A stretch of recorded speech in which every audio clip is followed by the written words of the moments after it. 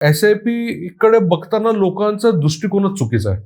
होतं काय की प्रत्येकाला वाटतं की मी हे असं काहीतरी एक झाड लावतोय, त्याच्यात आता बी पेरतोय, आज बी पेरली की उद्या फळ आलं पाहिजे. SIP बेसिकली असं काम नाही करत.